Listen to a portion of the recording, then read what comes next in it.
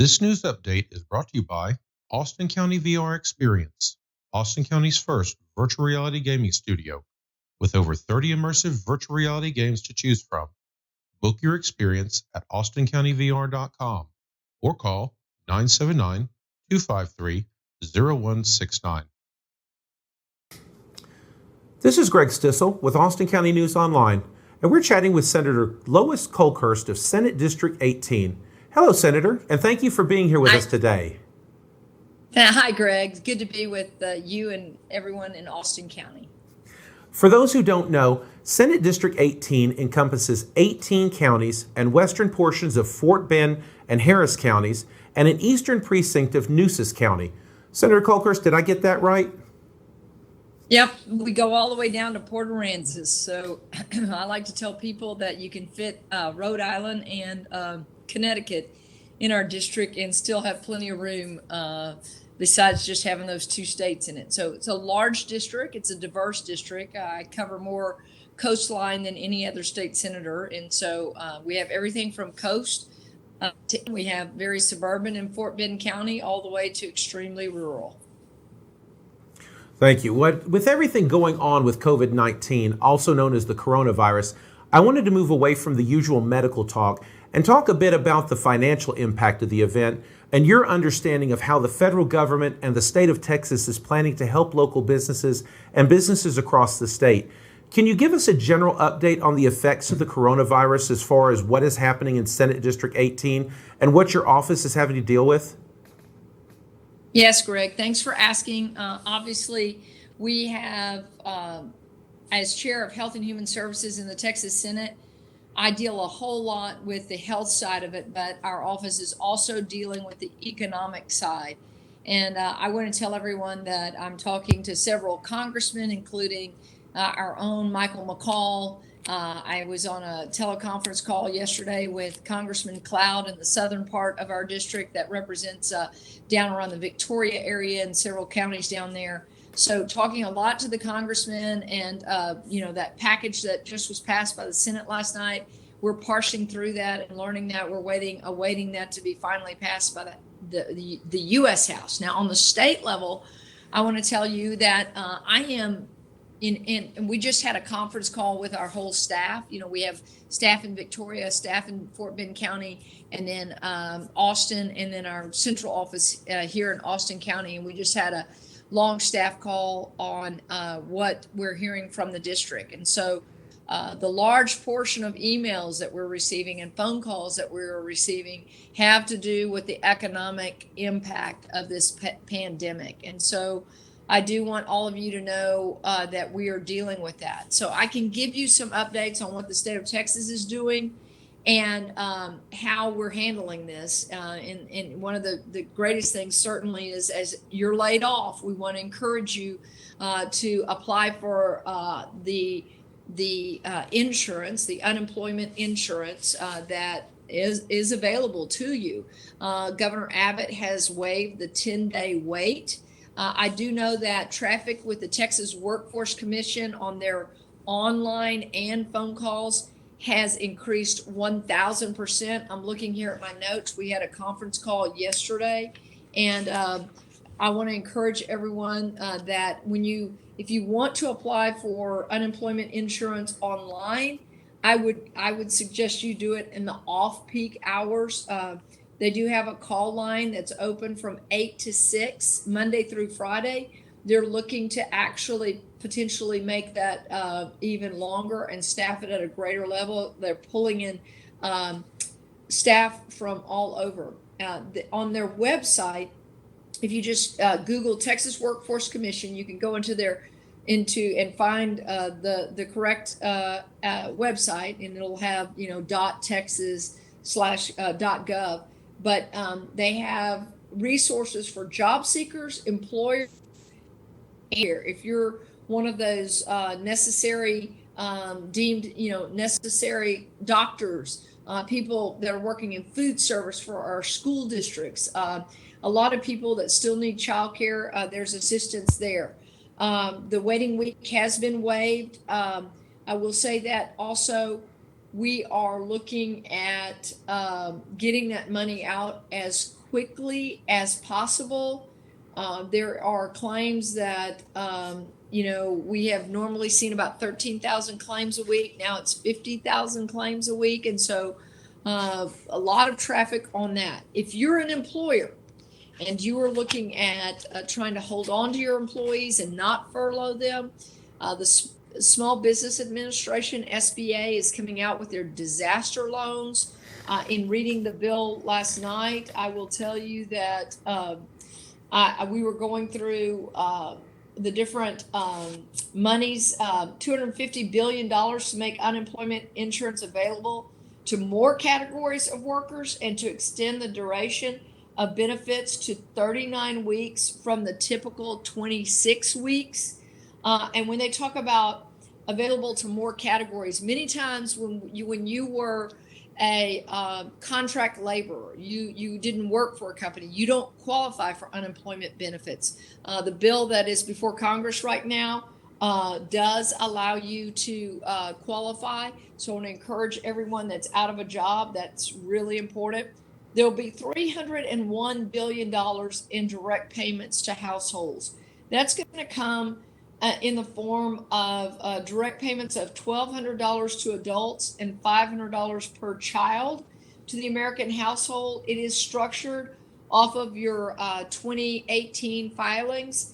So the direct grants are phased out for the upper income brackets, starting with $75,000 of individual income. The grants are not available at all for individuals without children making more than $99,000 or married couples without children making more than $198,000. So you can see that Congress really tailored that package to people that had smaller incomes that will be coming your way. And so it's going to take a while. That's my greatest worry. We're listening to all of you. We know times are tough for our small businesses during this time of this executive order where, we cannot have more than 10 people in our business. Thank goodness so many of the cities and counties that I represent have not gone to a shelter in place so that businesses can stay open and continue to do work. During this time, I've got to tell you that we have to encourage not congregating in groups of bigger than 10. You need to do social distancing 6 feet apart. You need to be able to wash your hands all the time. And I know you're going to say, what does that do? This is a droplet disease. It is 3 times more contagious than the influenza. The influenza is a big killer. And I have to say, in the 2017 cycle, with 60,000 plus die in the United States from influenza. This year, it looks like it's going to mount up to about 40,000 just for influenza. So it is more contagious than the influenza. And the reason that we want you to stay 6 feet apart is because in a sneeze or a cough, droplets can go 6 feet. And so the reason we ask you to wash your hands all the time is because on this particular virus, we believe that on some hard surfaces, it could stay active for 72 hours. So I heard Dr. Deborah Birx, Ambassador Birx, who you see on TV all the time, make a great statement the other day. Just because you're walking past someone that is COVID positive, they could be asymptomatic, doesn't mean you're going to get it at all. That if you touch something that they have touched, as long as you're not touching your eyes, your nose, your mouth, that you're washing your hands. Even if you go to the grocery store, you go pump gas, listen, just don't touch your eyes, your nose, or your mouth. Don't touch your face until you've had a chance to wash your hands.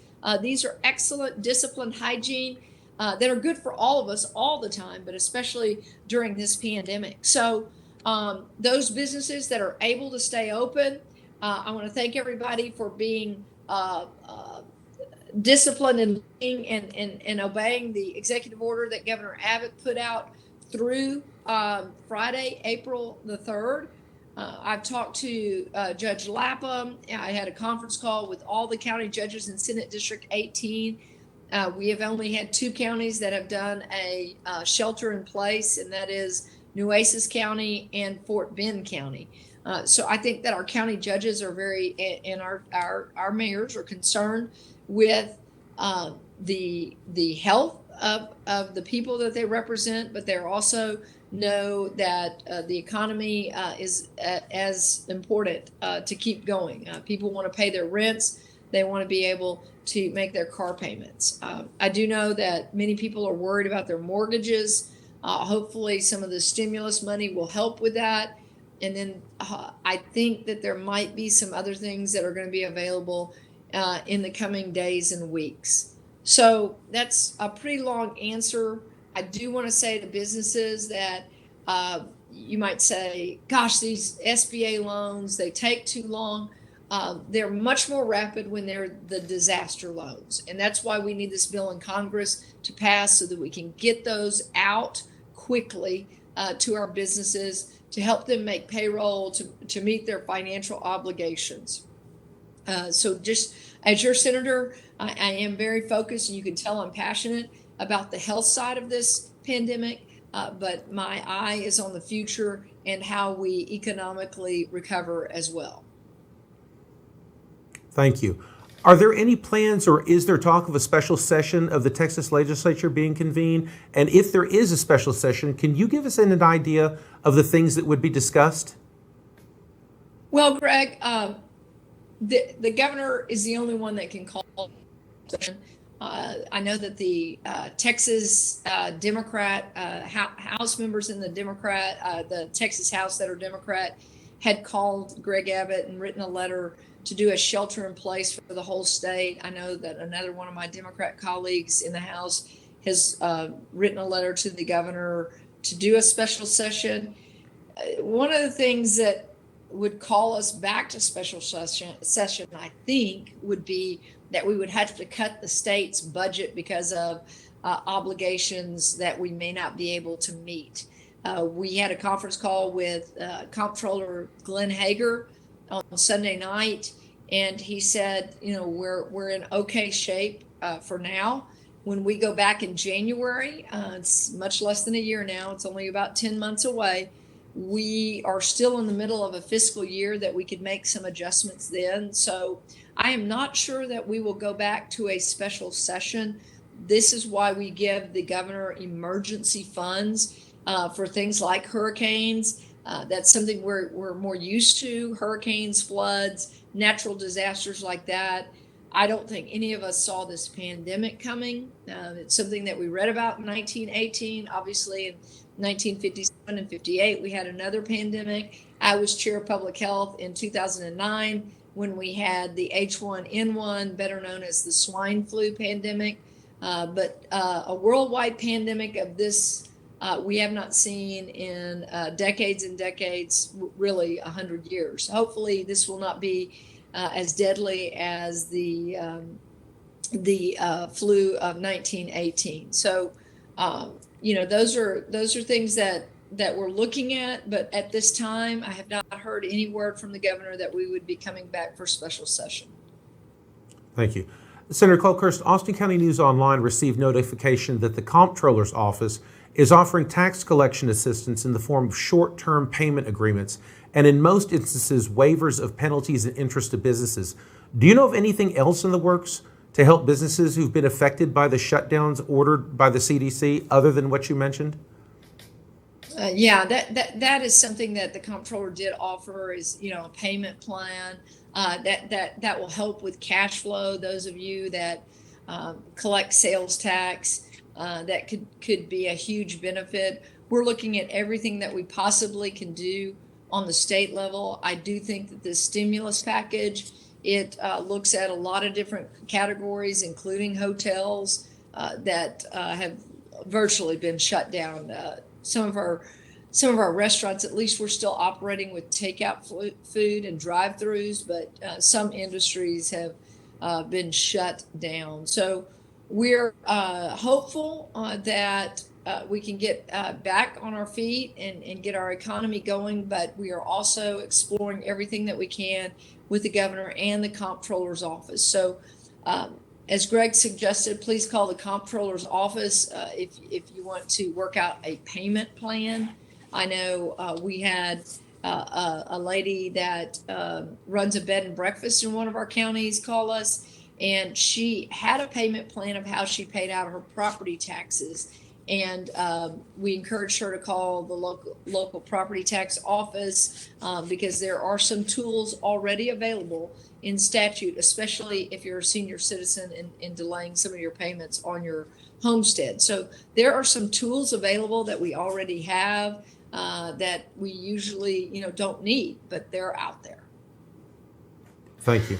I'm sure that you've heard that Governor Abbott requested the major disaster declaration, citing the need for additional federal assistance to save lives, to protect property, public health, and safety, and to lessen or avert the threat of COVID-19. And Fox 4 out of Dallas stated that the declaration would allow FEMA to provide personal protective equipment, medical and testing supplies, medical response personnel, and hospital beds for Texans.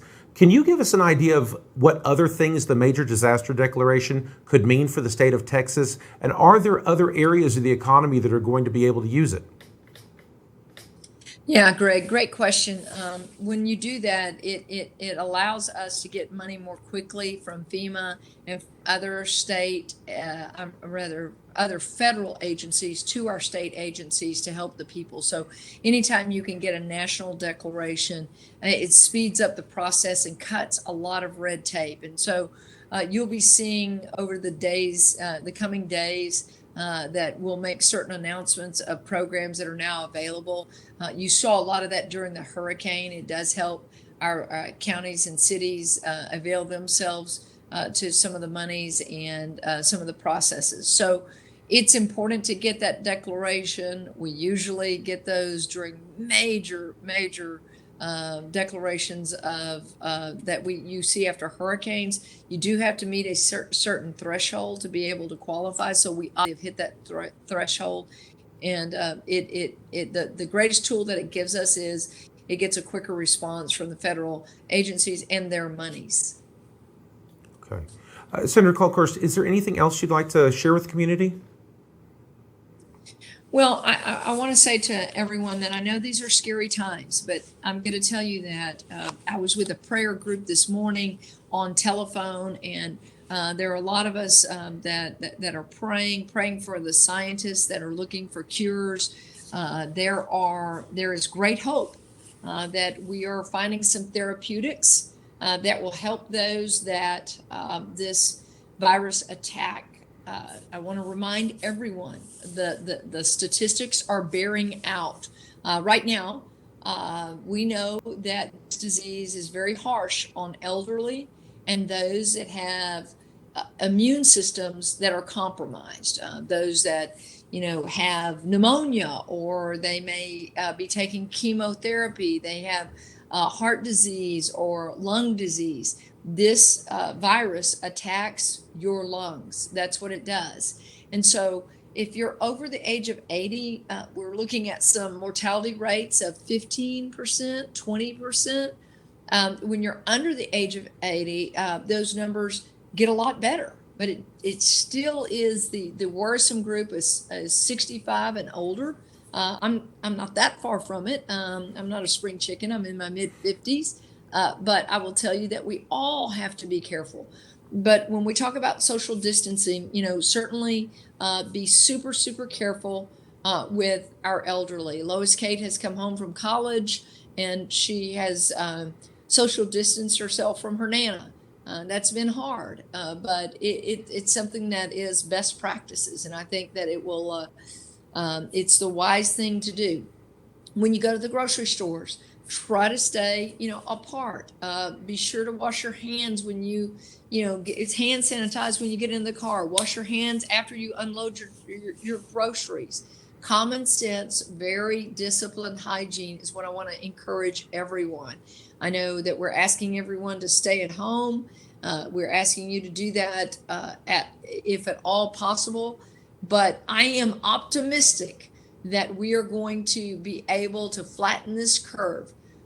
For me, looking at the numbers, one of the things that we want to be able to do is to say, for our most ill, if we have a therapeutic that helps their body recover, just like in the influenza, when you have the flu and you take Tamiflu, it has been very effective and saved thousands and thousands of lives. We are looking, whether it is hydroxychloroquine and Z-Pak combination.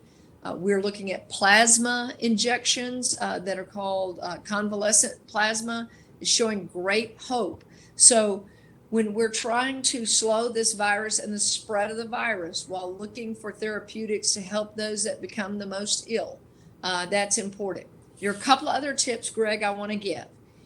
If you feel ill and you feel like you have contracted COVID-19, we are asking you before you go into your doctor's office to please, before you go to the emergency room, to please call. And the reason is that our healthcare workers have to take certain precautions, because if they are exposed to someone who tests positive for COVID-19 or is suspected of it, then that health worker or health workers, plural, have to quarantine themselves for 14 days. So we need to be extremely sensitive to those that are on the front lines working so hard and are preparing for a potential surge. So again, if you feel ill and you feel like you want to go see the doctor, one, please call ahead and talk to your doctor's office. Please call ahead and talk before you go in to the emergency room so they can properly prepare. And then finally, I will tell you that doctors are seeing patients online. They're also doing it telephonically. And we have made changes when you talk about small businesses, Greg. We've made changes for our doctors to be able to get reimbursements for telephone visits and also for internet visits, just like you and I are doing today. And those are important because, we've asked all of our doctors to not do elective surgeries right now to save on the personal protection equipment, but they're business people too, and they need business. So, it's okay to go to the doctor's office to see your doctor in person or to call and to do telehealth. But we want to encourage you that if you need those visits, don't be hesitant. The other thing is that one last fact I'm going to say is that I know that there's a lot of fear. Greg, you and I talked before we went on air about fear. So I'm going to give you an example. In Wharton County, there are 3 cases. There's someone that's over 65, and then 2 that were 2 females between 25 and 35. None of the 3 are in the hospital. They don't need hospital care. So just because you may get COVID-19 does not mean you need to be in the hospital. Obviously, if you have trouble breathing and that you will know in your body if you need to be in the hospital or not. But so many people that have gotten it, some get over it very quickly. Some have told me it's like the flu and that you feel, really bad for a little while, but then you get over it. So I'm optimistic about that we're going to get through this and that we will get America back on track and that hopefully in the not too distant future, we can have our way of life that I think at one point in time, we took very for granted. And now we appreciate the little things. And that is to be out in public and to have our weddings and to have our birthday parties, to attend school, have great sporting events, to be able to go to church. These simple things that we took for granted are now, to me personally, very precious. So I want to encourage everyone in Austin County to stay disciplined, stay at home, wash your hands, be smart. And with that, Greg, thank you for the time. My office is available to answer any of your questions, whether that's online at lois.kolkhorst at texas.state.gov. It's a long one. Just Google me and you'll find a way to get an email to us.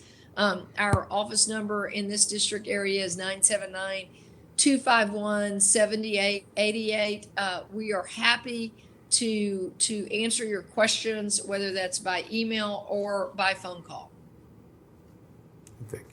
I want to thank you again, Senator Kolkhorst, for joining us here at Austin County News Online. And we will continue to monitor the situation and bring you updates as they become available.